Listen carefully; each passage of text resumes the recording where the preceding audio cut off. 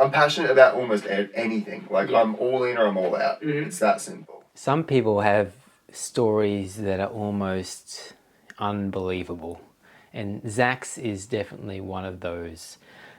So many ups and downs. He describes himself as a prodigal, and I think that pretty much sums up his story. You know, we had a few technical problems in the recording of this, and I'm almost didn't even put this out.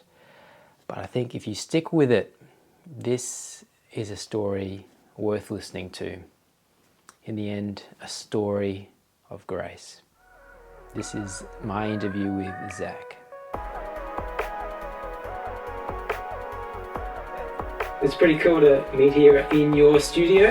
Yeah, it's pretty crazy.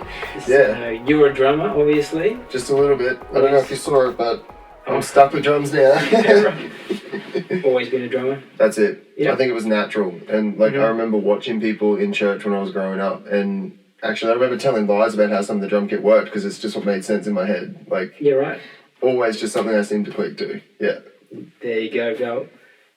Do you see, how do you see drums and the way that, your life is? Do you see them related at all? The beat, the rhythm of the drums, any correlation there with how life's turned out for you? 100%. And just in a similar kind of way on music stuff, it's almost like it's its own language. I think it teaches you to communicate because you've got all those different rhythms, you've got the way that stuff kind of works together. You've got all the dynamic stuff and all the up and down. It's I think it really teaches you to listen and to listen to other people. If you're trying to play in a band and you're just trying to do your own thing, it just doesn't work. But if you're more sensitive to other people and you can kind of go back and forwards, it works out so much better. And I really think that set me up to just do all the jobs and all the things I've done, even in my career, honestly. Yeah, right. Yeah. And it was all just natural. It's just, yeah. Mm-hmm. I literally remember pulling out those pots and pans. I was that kid. Actually, I went even further. I used to have a little flashing light thing, and I'd set it up and be I'm doing a little fake concert for my family. It was...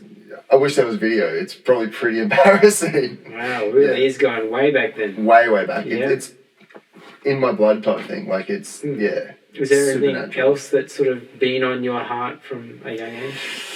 Oh, man. Definitely just big questions and trying to figure out, the actual truth. Mm-hmm. The stories going back from, my mum and stuff are, hitting her with big questions that kind of make her think and stuff. And, I remember being in religious instruction when I was in primary school and literally being, annoyed at people not asking the questions.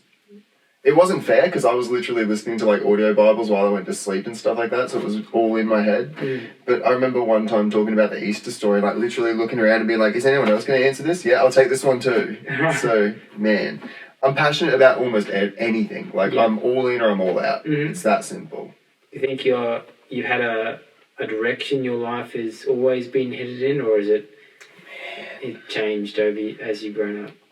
I think I almost tried to make it change and almost tried to run away from it or went with the options to run away from it because, I remember driving from where our house was to where our church was and saying that I wanted to make a certain building in Ipswich a church and things like that. Mm-hmm. And it just seems that no matter how far I got away from what God was clearly trying to do looking back and literally trying to live the exact opposite to how I should be, that it always seemed to come back and that it always seemed to actually work out when it all came back around. It is insane. Yeah, why do you think you were trying to run away from that? Well, when did that start? You first thinking, this is not, really what I want to do? Well, it wasn't a conscious thought. Mm-hmm. And I guess that's one of the reasons that I wanted to talk about why the drum stuff works so well. Because I really think it comes down to the influences that I had, the people that I idolized. I made idols out of these people and basically started worshipping them instead of worshipping things I should be worshipping. What kind of people? Mainly a guy called Travis Barker from a band called Blink-182. Yeah. And just the lyrics of those songs and the way that those things make you think. Mm-hmm. I was in it for the music and listening to the drums and the way that conversation and that communication happened in the music, but when you really read the lyrics and stuff, and when I look back at myself and even look at what I've done to myself, I've just copied these lyrics and copied that lifestyle. and I was only originally in it for that music. And the more I got into the music, the more it just dragged me away. Like, it started with Blink-182 and lighter stuff, but I was just thinking today, one of the main bands that I was listening to through the end of high school when I was into heavier things, it just seems like they've got all this exact opposite of God, all this occult stuff in their music, and even in their look and in their logos and symbols and stuff. Like, it's all AB, it's the exact same, AA, it's the exact same thing, yeah. So as simple as that, the music you were listening to, where did that take you? Everywhere. This is weed. I smoked way too much marijuana. This is literally like a blood-soaked pentagram and a goat head. I copied that from a bass player from a band that had it tattooed on another part of his body. Yeah, like, right. I got vengeance on my back because of a guitarist, basically. Yeah. And, like, yeah, it just... The whole thing was almost like I'd...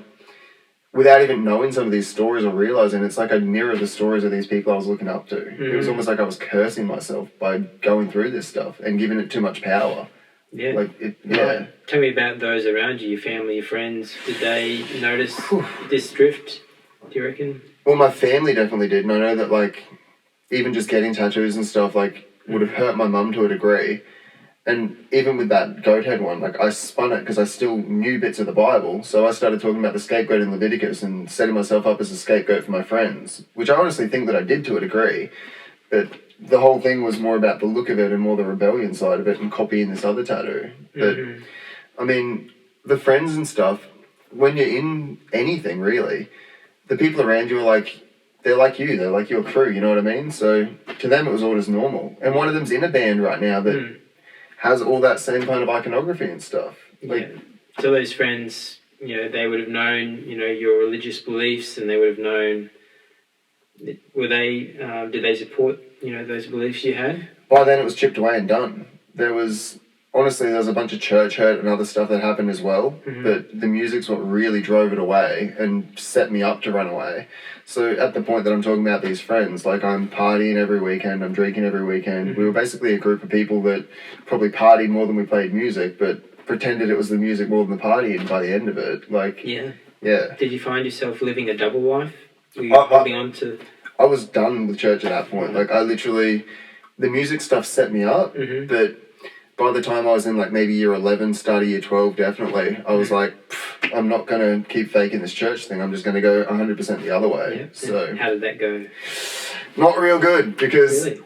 I kept the spiritual side of it, and I'd look at the opposite spiritual beliefs, which then just doubled down everything that I think the music had been doing kind of in my head and in kind of my heart, you know what I mean? So then I was looking at, like, instead of Christian stuff, I was just looking into occult stuff and going down that road and getting more spiritual on the other side. So, like, the dumb tattoo ended up making more sense because I learnt that world a bit more, you know what I mean? Yeah. What sort of brought you out of that? Oh, man, God kicking me in the face. Was there a particular event or moment, series of events? There was a good series of events. Yeah. The brief of... like, the negative part was that I was literally here because this is at my parents' house, and I had a friend come over that was part of that group. I had literally, this is going to sound crazy, I had an entity following me that had something to kind of do with, like, alien-y type stuff, but looking back, and even at the time I realised that it was all kind of spiritual. I had something following me. I could, like, feel where it was. I could feel how tall it was. I'm sitting here talking to one of my friends at the table, and she started looking at it. And I'm like, what are you looking at? And a few times that happened, and eventually she said that she could see this thing, and then she literally started having her own experiences and some things that I hadn't told her she was coming back and telling me. I'm like, oh, like, that connects with something I was talking to you about, but I didn't tell you, like, what these things look like. And she started having dreams of these things in her dreams. Okay. Totally extreme, I know. But all of that built up, and there was a couple of other things that sound completely crazy that happened as well. And then that ended up leading me to a church, and I was in another band at the time, which is how this music thing wraps through as well. Like, I was picking up different bands and changing here and there. But I was in a band in Carina, and we were just practicing. We weren't, like, performing yet. For some reason, I didn't have a car. I think I tried to move to Sydney, so I sold my car or something and came back. But Mum said that she'd pick me up from this practice if I came to church with her. And the excuse was that there was this, like, worship guy, so it was, like, music connection again. And he was coming to the church, so, like, she wanted to go do that, basically, come along with me type deal. And I ended up coming home early, but stuck to my word and was like, okay, well, I'll do that anyway, because I was going to get a free feed out of it too. That's a good trick. And then on the way there, man, actually, I got ready. I had a shower and stuff to go to this place, and I was under the carport just outside, like, freaking out, thinking that I was going to basically be murdered if I went to this church. Like, I'd pretty much at that point kind of lost who I was from looking at all of this spiritual stuff so much. Like, I went super deep in there. And honestly, I think that I was basically possessed, and that this was the things inside of me saying, I don't want to go to this church, like, not a chance. And even on the highway, like, I was basically still freaking out. We had to stop, and at one point she's like, this is the last place that we can stop before we're on the highway. And when we're on the highway, we're going there. So are we going or not? And yeah, like, just, like, stuff in me was completely freaking out at the idea of going to this church and being anywhere near that religious stuff. Well, near Jesus, really. So, but you made it to the church. We got there. I went for a few weeks after that, actually, as well. And then at some point, I ended up being like, well, too many weird different bits and pieces have happened. I can't say that this isn't the truth. So I need to fix up this stuff with Jesus and go back to church. And the stuff started to calm down, and crazy things happened. God just started providing and providing and providing. That's not the end, though. There was still off and on and off and on and off and on the church. At this stage? I left when I was about 16 from church, 17. So I must have been like 23 to 25, somewhere between there, because I was away from church for about 7 years straight. Yeah. So did you go right back into the church stuff? Man, there was a week where I was going to the church, and I can't remember what my plan was. I think I wanted to go to the night service. I was planning to, like, find something to do in between the morning and the night service, and I don't even think I had a car, but anyway, that day happened to be a day that some of the young adult people were going to someone's house to do baptisms. I'm like, I'll get baptized if you're just going to baptize people. And, like, ended up getting, like, randomly baptized and stuff, ended up helping out with the youth group, ended up, like, being really connected to a church that was a fair way away. So I was traveling to, like, 40 minutes each way to get to this place. Like, that's how committed and in I was. And yeah. Yeah, so all in. Oh, man, I went on mission trips. I went to another country from that church. Like, all just this craziness, yeah. Is that the end of the story then? No, I still got church hurt. I still stopped going to church again. What do you mean by church hurt? What happened? I don't know how much this was because of other things that had already happened when I was younger, but like expectations and reality kind of not matching up. And like there were times where I'd go to get mentoring and I'd find out when I got there that they'd cancelled the session and stuff. I'm like, I've just driven like nearly an hour and a half to get there and get home type deal, and now I'm finding this out. And then just questions. I don't know where it still totally lands. I don't know if I'm wrong or if I'm right, but just some of the questions that I had that couldn't get answered or couldn't get addressed, and just some of the bits and pieces that didn't add up. So comes back to your childhood when you're asking your mum tricky questions, you're in your RI class asking the tricky questions. It's always been digging deeper. Yeah, that's part of it, definitely. And God, I honestly think actually that God had done some amazing things and opened my eyes to some stuff. I just don't want to assume that I'm right because I want to get to the actual truth, you know what I mean? But it was a bit trickier than that. Growing up, my best friend's dad was a pastor, and at that 16, 17-year-old age, he actually said that if I came back to his house, he was going to beat my head in. So I think that I literally, I already probably had a bit of an aversion to authority type deal, and then the music didn't help either. But then having someone that was like my best friend's dad or like a second father and like a pastor tell me that, I was like, I don't trust you, and you just laughed at that, so I don't trust you either, I don't trust anybody, you're all Christians, so why would I trust Christians? Yeah, right. So I don't know how much of that was still like the trigger and sitting in the background. It could have just been opening that old wound. But with the questions on top, it just made it hard. So Wow, so what, you grappled with this for a while, we hung in there. Then what happened? Yeah, I was just thinking then, I'm trying to place exactly what happened with leaving that church. it got worse again because I got let down by somebody else. So I had a real rejection thing as well, just from different bits and pieces when I was younger as well. And we were meant to play at a wedding, and it was from a worship leader as well. We were meant to do this wedding, and that thing ended up getting cancelled. So then I was sitting at my cousin's birthday party when I was meant to be playing this wedding. I'm like, well, if we were going to play all this non-Christian music, because I went so Christian when I went Christian that I was like, everything in the world is just gone. Like, not a chance. It's worship music, it's Christian music. Like, I'm not going back to that other stuff. And sitting at that party, I was like, well, the wedding we were going to play non-Christian songs, I'm just going to find a band because I want to keep playing drums. So I found a band online on Gumtree, literally, and joined this, helped to start forming this group to help someone that was it was an older guy that wrote all this music, and then he found a really good like pop singer. And I went, well, why not just do that? And then within a few weeks, a couple of months, I was like, why bother going to church anymore? I'm just going to do whatever I want. So I went right back into drinking, right back into smoking, quit going to church, 100%. I was like, if it's all that fake, why bother? And I'm playing music now, who cares? So the music, in a way, was fulfilling a spiritual need, would you say, inside you? A spiritual need and a personal one, because I mean, if you're not really careful, that stuff's just straight up ego. It's all about, how do I look? How good is this? Like, what can I get out of this type deal? And like, I want people looking at me. It's almost like a control type thing, you know? So yeah, it was hitting a bunch of different buttons all at once. And I truly think it was a spiritual element more than anything, because the timing is just too weird to not be a spiritual thing. You know what I mean? Yeah. Did you go back as hard as you left, or harder? Yeah. And that's where the spiritual stuff triples down, because I went from kind of dabbling and looking up and researching bits and pieces to like, I'm gonna order occult books, I'm gonna really look at this stuff, I'm really gonna dive deep into this stuff at that point. Like, the music and the leaving church just went, well, if that's fake, then the opposite must be a better option. Yeah. So it's very black and white for you. Pretty much, yeah. I like the grey and the in-between and for the debate, but yeah, if it's true, it's true, and if it's not, it's not. Yeah, that's it. And so you looked into this stuff. How long did that last?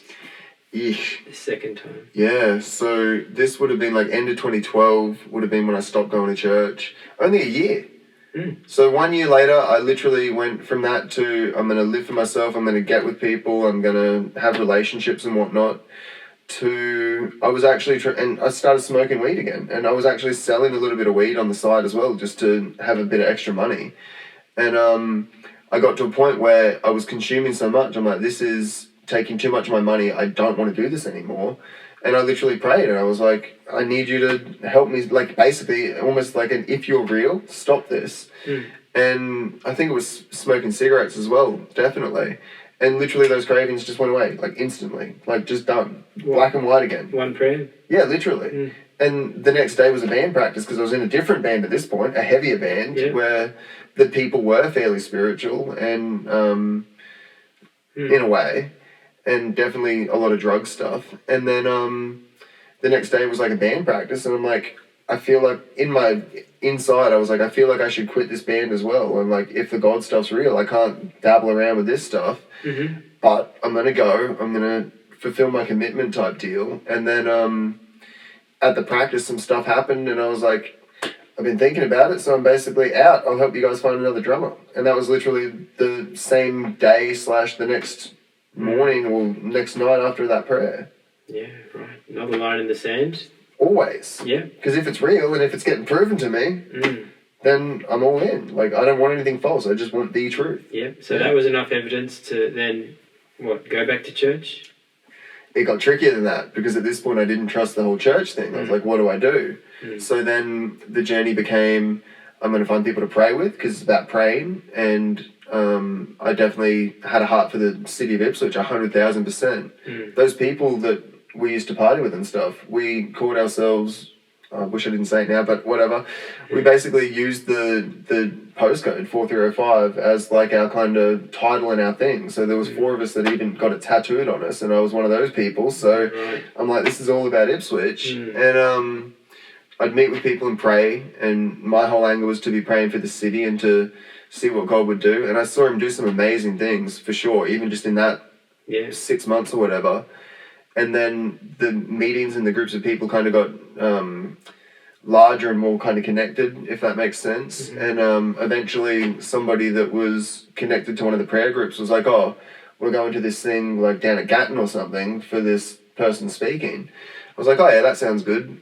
I went there, had a little bit of a talk with the guy, and then for whatever reason felt like I should start going to his church because it was more of like a home church kind of deal. Mm-hmm. So, excuse me. At first they met in a school, but then eventually they literally just started meeting in like their living room type stuff. And I did that for, that must have been, maybe that was like a year and a half or something, or a year. That was for a bit of an extended time. But I was also, before that, going to a home group. So I made sure that I had a home group, because to me I was like, I just want Christians that are meeting together and really trying to understand what the Bible says. That was my thing. I didn't want the whole organized thing. I didn't want the whole what had seemed fake and caused that hurt. So I was like, well, I believe what the Bible says, but I don't see that happening in some of these buildings. But I know I need to be around people because that's what the Bible says. So I found a group of older men that were meeting and talking about the Bible and dove in with that. So that was kind of my church at first. And then I was going to this home church and still going to the men's group as well, and doing the prayer meetings. And then eventually I had questions that didn't get answered at the home church. And I think some of the associations and connections were with some things that seem a little bit off. So then I had some questions going on in the background, but I actually got flown up to Cairns to do a church camp, like a religious camp with young boys and with high school age boys. And I was flown up there to play drums, but to also help set the culture of this camp, because I'd done a few of these camps at this point in that time that I just missed there. Surprise!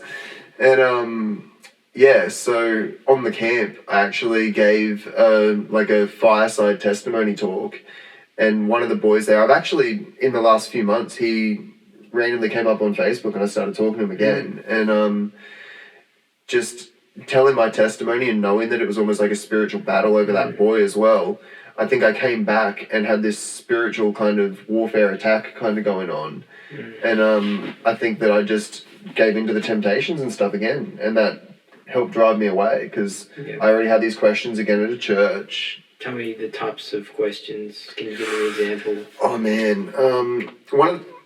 I'm trying to decide how to answer this one. I got 3 or 4 completely fire ones. I'm trying to be careful. Okay. I'll very diplomatically say it like this. One of the things that I was concerned about was some of the ministries that call themselves Christian ministries seem to teach and say and promote some things that don't seem very biblical. And after being in all of the occult stuff, a lot of them look the exact same way. And to me, they smell the same way, because I've been into both sides of this stuff. I've seen God do miracles. I've seen tumors shrink. I've seen him provide. I've seen him send me to Africa twice. I've seen these things happen, and I've seen God just do all kinds of amazing things.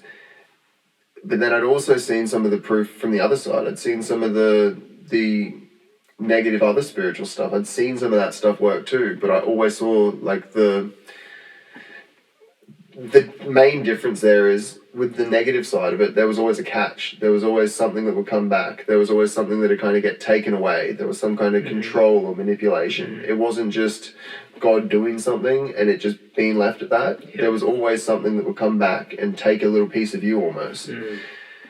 Some of these Christian ministries, what they do, so-called Christian ministries, they seem to look and sound and smell and taste and be the exact same thing. And I had some questions around that they kind of pushed off. And then they actually ended up inviting somebody from one of these ministries over. The timing was too weird for it to be a coincidence to me. And then I had some other questions where I was like, it says this in scripture. How does that balance out? And they would give me answers that were almost like a brush-off answer that they were like a twist and a manipulation of scripture to try and prove their point. Right. I'm like, I'm coming at you with a scripture saying, how's it say this here? And they come back with, well, this one bit could mean this. I was like, these don't add up. I've got a straight question and you're meant to be the pastor. But the biggest thing came down to some of these ministries that church were connected to. And I was like, I can't Right, yeah. To me, this looks like it's literally the occult pretending to be Christianity. So I couldn't. I can understand why you'd leave somewhere you didn't feel comfortable with what they're doing. Why was it that you flipped and went, back into stuff you knew was going to harm you?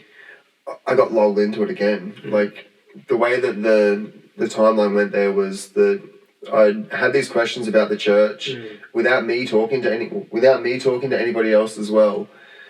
Other people had brought up the same concerns and issues, especially when the person connected to this ministry was in Australia, because we had meetings with them.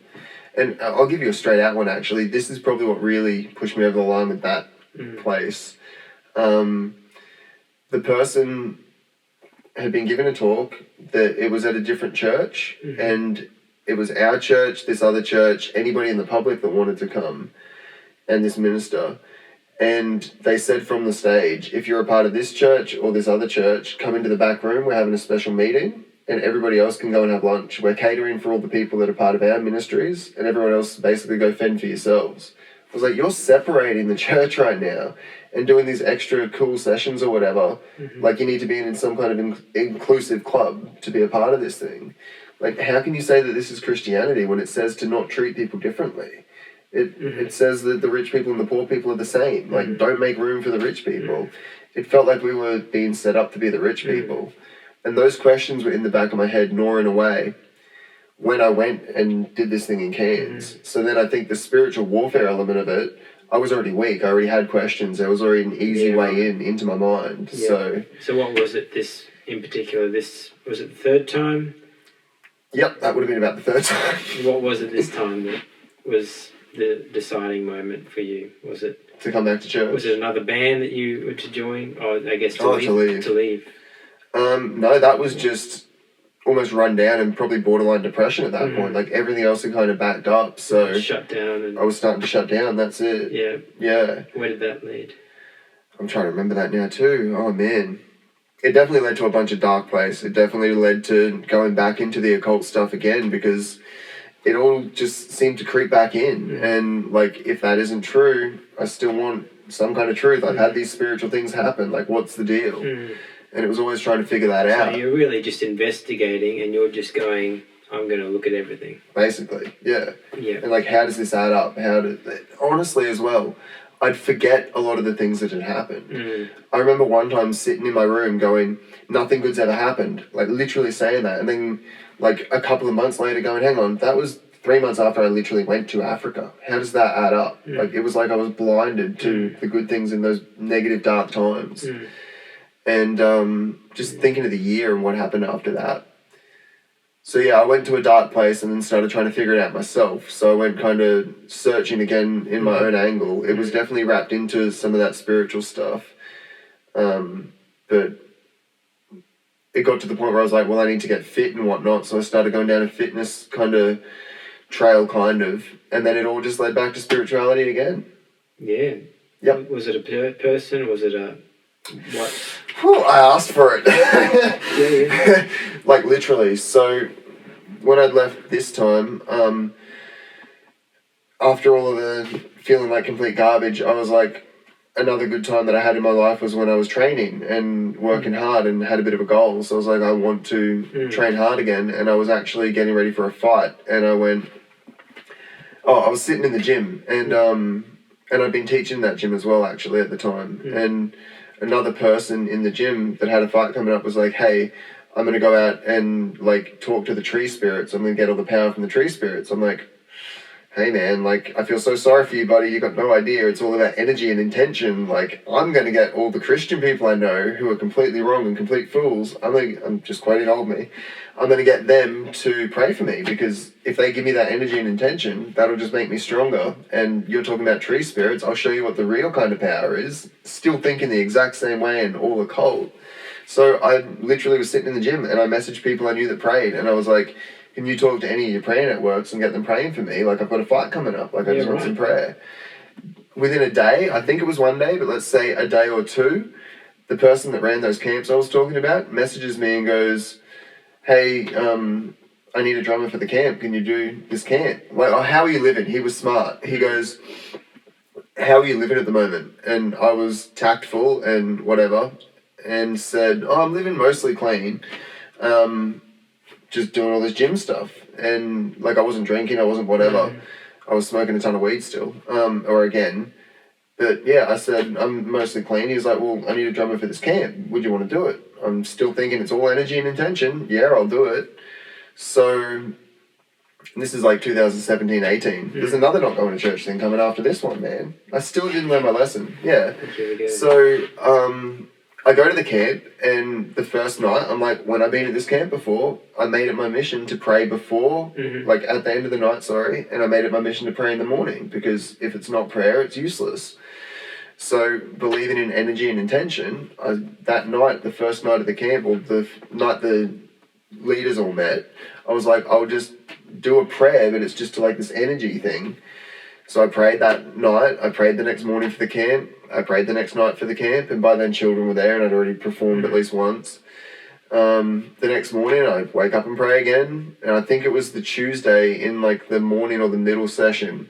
I think it was the Tuesday, so 2 days into the camp, 3 days I'd been there, I was playing and I just felt God kind of convicting me and kind of working on me. I'm like, hey, like, I need to get through this set list and then we can talk type thing. Like, I was just please let me get through this, because I'm in front of all these people right now. And then I went to the side of the stage and was just like crying and repenting and pretty much giving myself back to him and being like, hey, like, I need you to help me here. Like, I'm sick of making all these mistakes. I'm sick of who I am. I'm sick of everything that keeps happening.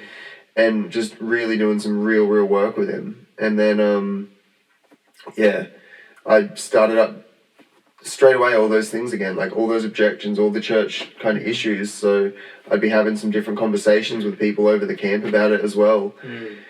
Still, I'll be nice to the camp and say that some stuff happened that was really dodgy, and at the very end, like when the children were gone and whatnot. And then I came back, and on the way back, I decided that I was going to message my drug dealer and be like, hey, can I get some weed? And literally stopped on the way home and picked up some more, even after all of that stuff. Because of how the camp finished.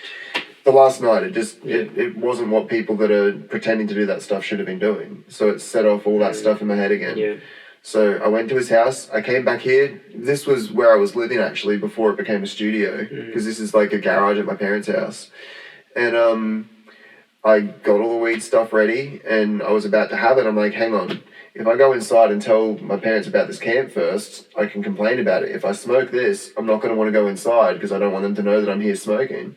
So I go inside and had a complaint about the camp, and it just got me fired up. Like, I literally was like almost preaching at them about what had happened at the camp and just being like, this, that, the Bible, this, God, that. And then it went from, I've got this stuff sitting in my room, to, it's Sunday, do you want to go to church? So I ended up going to church with Dad, and started getting connected to churches around here again, and just that total flip. That flipped again around 2018? This is about 2017 17? This must have been. End of 2017, I think. And was that a good sort of period for you? Pretty stable? Yeah. I mean, I had a lot of the same stuff in the background kind of going on. I had some issues, but over the time I'd learned how to deal with that better. So... there was definitely a lot of growing that happened. So I had very similar questions, and I was serving a whole lot again. And it was going really well. So through the story you've told me of ups and downs, tons. It feels like there's always been a thread of this unresolved sort of thing with perhaps authority. You've got a heightened spiritual sensitivity that others might not have. You've got the questions where things aren't aligning. Do you think that's ever resolved for you? No. You still... Definitely not. There's still all of that same stuff. And I ended up leaving that church as well and going back to church again. There was still another bunch of hurt that happened, and there were other churches in there that I'd forgotten about until I just said that too. Like, there was a ton of things that just added up, and that stuff I don't think is ever going to go away, because I think that is really what Christianity is. Like, I really think that there is a weird tension, and I really think that there is a lot of things out there to be very cautious of, but a lot of people don't seem to want to take any care. They don't seem to want to be cautious. They don't seem to want to question anything. They just want to, it seems, to take it at face value. It seems like they just want to consume the things and not really think about it. And it's hard to wrestle with those things. That's why it was so on and off. That's why so much depression. That's why, honestly, I think so much spiritual attack as well. Because if you're really just looking for truth and you really want to do what the Bible says, you're the most dangerous to the enemy. If you're just taking in the status quo and keeping like this middle kind of ground, there's no threat. But if you're taking it seriously, that makes you need to take some kind of action. So it wasn't like these things were just, I'm going to argue and be in the background. It was prayer meetings. It was going out witnessing to people. It was like actually living that life. And then, yeah. So just if I've seeing got it it as, right, you then, walked away from the church completely again. You went back into the world. Yeah. similar sort of thing, drugs and Yep, the occult smoking, and- drinking, all of it. I avoided the occult a little bit more this time, but it was probably there borderline. It was more like the secret kind of stuff. It was like the occult light, but with everything I was already exposed to, for me that was basically the same thing. There was astral projection, there was getting into people's dreams, there was feeling entities in our house, there was all kinds of stuff. There was, it was not so much the research side of it, but I guess I went into more of like a practical, like spirituality type thing, mixed with, smoking weed, drinking, smoking a ton of cigarettes, But then doing whatever I want. a few months ago, Oh yeah! 3 months, 4 months? Yeah, about 3-4 months, so about March. Yeah. What brought you out of that again? Man, praying. I had a very big issue that was going on in my family. I knew that I couldn't handle the stuff on my own. I could see that things weren't working. I remember at least 2 times before it got really deep, driving home and going, hey God. You're talking about your own family? Yeah. Not Like your I was in a parents. relationship at that point. Had a stepdaughter and everything. And there were a lot of issues that were going on with the stepdaughter. And I'm like, I don't know what to do. Like, all I've got to do is to just cry out and hope that God helps, pretty much. I don't even believe... I even said, actually, I don't even think I believe, but, like, I need you... Like, I don't even think I believe in you, God, but, like, I need you to do something. Like, I just give this whole situation to you, pretty much. Like, help was pretty much the point. How did God answer that? Man, here's a bunch of opportunities. Here, like, it was almost like, do you really want this? It was... things that I could have probably explained away or that you could have called a coincidence, but the pattern just added up. It was just layer on layer on layer. Like, I'd already been learning a lot about myself and going back through and kind of, really I was praying before that prayer and not even realising that I was asking God for help, really. And I thought I was just asking myself for the answers. But I really think that God was teaching me how to go back and deal with a lot of the, like, trauma from my whole life and to really unpack that and to teach me where a lot of my reactions came from, where a lot of the things that I'd picked up had really come from, and to actually process and deal with them. So I was learning how to control, after those prayers, I was learning how to like control just getting angry and being annoyed. I was learning how to feel how those things feel in my body and to be able to kind of go, I'm getting worked up, but let's pull this back. So did you come to identify some things from your childhood Tons. that, were causing this? Tons. Things you hadn't really looked into before? Yeah, that's it. And that was all probably the start of this year leading up to these prayers as well. Like, I was basically sitting down. This is exactly what I was doing. I'd sit down, I'd be like, what's my biggest problem? And I would get an answer. Like, I thought that it was just my brain, but looking back, I really think it was God saying, here's the problem. If you really want to ask, this is the biggest problem. And then I'd be like, well, how do I fix that? How do I work on that? And then I'd pretty much get a way to fix it. Yep. And just by doing that. An example of one of these things? I've got one in my head and I was trying to think of a more simple one because I'd done this a few times, and at one point I was driving back to where I was living and I was going through one of those tunnels in Brisbane, and I went, what's my biggest problem? And it was about kind of like getting angry and like my reaction type stuff. And then I was like, next question then, how do I fix that? Or where does it come from was that question, sorry. So I'd either ask where does it come from or how do I fix that, or both. And when I said where does that come from, the answer straight away was your stepdad. I was like, that is such a cop-out. Like, I was annoyed at myself at that point because, again, I'm thinking it was me. I'm like, blaming this on somebody else doesn't help me. Like, I'm looking for my responsibility in this. How does that help me? How can I change that? I can't change that. But then after the rest of the drive or a day or so, it really clicked that, well, hang on.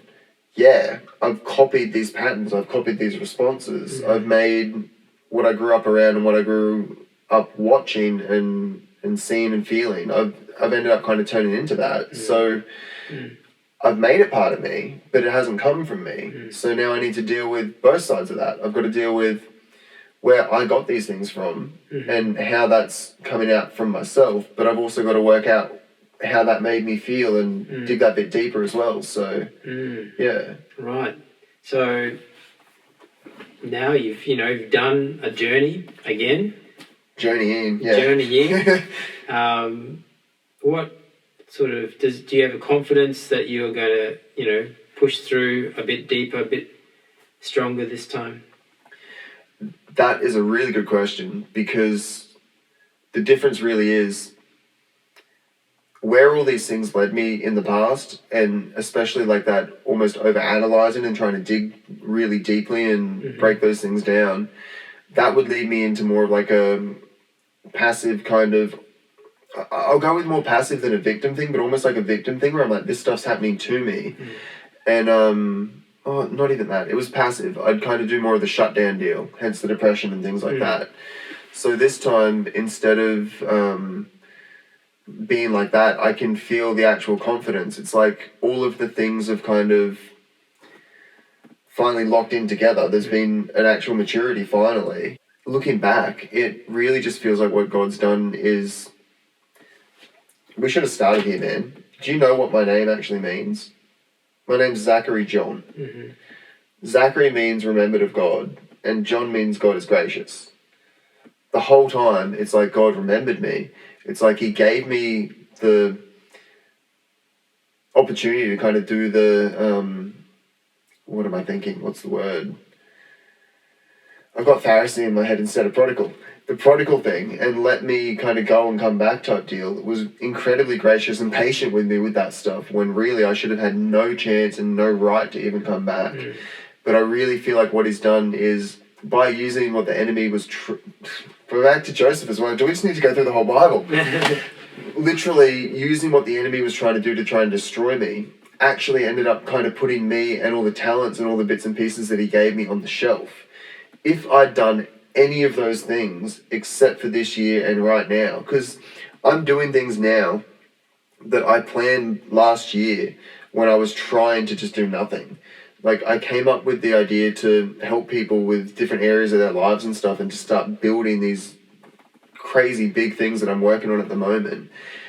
And I was purposely leaving myself on the shelf and planned to start doing them this year. Right when I start doing them is right when I get pulled back into church. So I think that what God's done is kind of put a pause on everything that I was doing. And then now, when I'm actually matured and gone to a degree, don't get me wrong, everyone needs to keep growing. But now that I'm in this spot where I've surrendered enough, really, and matured enough and been through all these trials and pushed through to whatever degree, because I didn't get everything right, as no one does. Now I'm kind of coming off of the shelf and having all of these opportunities and things that I could have been doing the whole time actually work. Because of all the trauma when I was younger, I had a real problem when anything started going well, it was like I'd self-sabotage it and cut it down, because it's like I was taught that. It's like I was torn down whenever anything would be going well, just with stuff with my family and whatnot. So now everything's come together. I'm actually at church. I'm actually following God. I'm trying to serve God properly and wholly and fully. All the skills and things that I could have been using selfishly for the last 36 years, I have their opportunity and have their time right now. If I did it before, I wouldn't be back at church. I'd be probably... I could be dead, but I'd definitely be off being selfish and doing whatever I thought again, and it'd just be a dark place.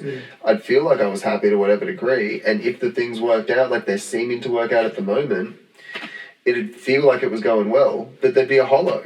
And eventually I would be dead and I wouldn't be anywhere near God because everything would have just apparently worked itself out. But now it's like I've learned all these lessons and everything's just gone deeper and deeper and deeper. And now it's like, here's the real plan. Here's what you can actually do with all this stuff. Here's what I designed it for. That's how it feels and how it looks right now. And that's the real difference. Like, there's no going back this time no matter what. Like, Well, I'd be keen to hear your comments, your thoughts on this one. Leave us a comment. It would be very interesting to see, what you got out of this. And if you are interested, I actually interviewed Zach's mum, strangely enough, about a year ago. Go back and have a listen to that one if you're interested. Otherwise, I hope you can join us again for the next episode of the Figuring Life Out Together podcast.